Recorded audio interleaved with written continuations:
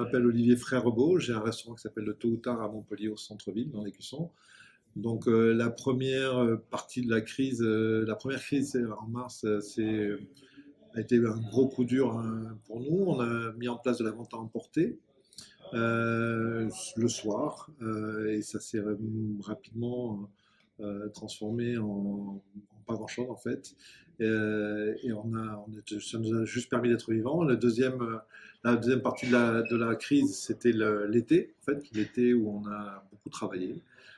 On a réduit nos effectifs, on a réduit nos horaires de travail, on a réduit notre nombre de services pour pouvoir être plus performants économiquement et continuer à vivre et continuer à travailler. Mais c'était une belle période malgré tout.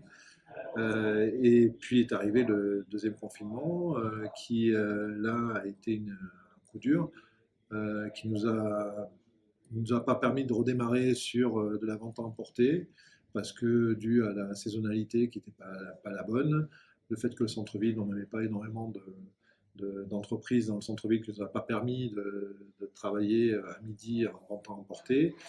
Donc ça nous a permis par contre de nous resserrer au niveau de l'équipe et de travailler sur une rénovation du restaurant, une remise en question de ce que l'on est en fait tout simplement et d'une réflexion sur ce que pourrait être l'activité post-Covid, si post-Covid arrive rapidement.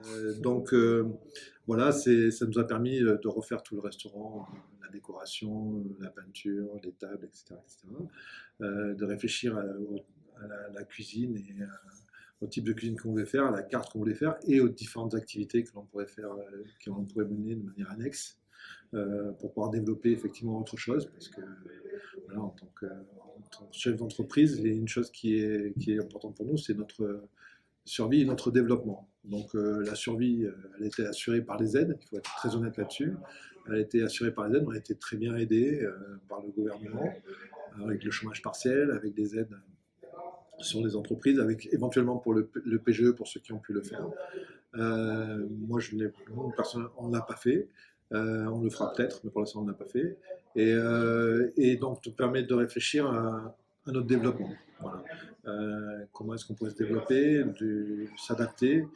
Et c'est une pause qui n'est jamais la bienvenue, mais qui a été mise à profit pour réfléchir à un développement de nouvelles activités, qui ne seraient pas des activités qui vont juste durer la durée de la crise, mais qui vont perdurer au-delà de la crise.